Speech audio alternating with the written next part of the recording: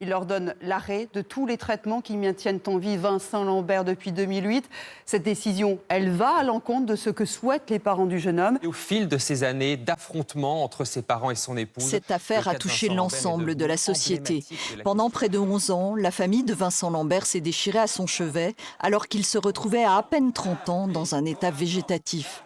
Marquée par ce drame et sa pratique hospitalière, la pharmacienne Nathalie Carpentier-Macedo a décidé de créer une application. Son but, aider chacun à exprimer ses choix personnels pour sa fin de vie, ce que la loi nomme les directives anticipées.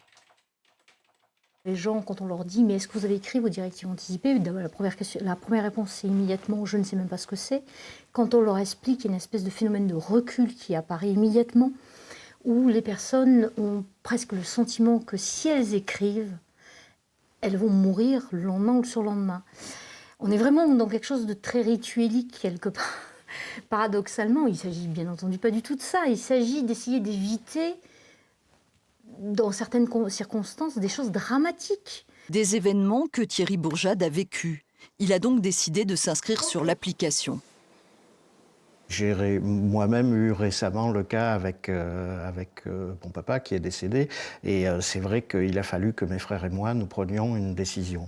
C'est difficile pour l'entourage proche de dire qu'est-ce qu'on fait. Est-ce qu'on continue des soins qui vont être difficilement acceptables tant physiquement que moralement par la personne? Est-ce qu'on laisse décider tout et n'importe quoi par n'importe qui? Ou est-ce qu'on dit c'est bon souhait et c'est la façon la plus digne que je considère comme possible? Gérard Amig est un ancien médecin généraliste. Il a été l'un des premiers à dire ouvertement qu'il avait aidé des patients qui le lui demandaient à mourir. Pour lui, l'affaire Vincent Lambert est loin d'être unique. On a des conflits familiaux et ça, je les ai vécus. C'est surtout pour les autres. Parce que pour soi, je veux dire, on arrive, c'est la fin de vie, point final.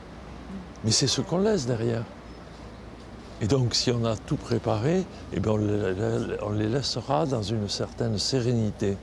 Un point de vue que confirme la créatrice de l'application. Combien de fois j'ai entendu des gens me dire « j'ai dû choisir des solutions, mais je ne suis pas du tout sûre que ces solutions-là étaient celles que la personne aurait souhaitées. » Tous les jours, ces gens me rapportent. Moi, je ne suis pas sûre que mon père ou ma mère auraient souhaité ça.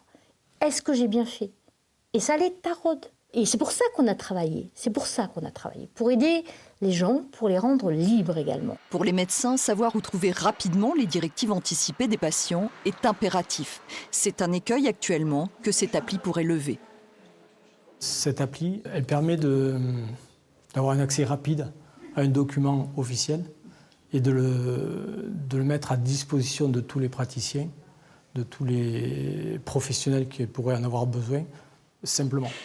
L'appli Ma Vie, Mes Souhaits est disponible sur portable Android et tablette. Pas encore sur iPhone, mais tout le monde peut s'y inscrire.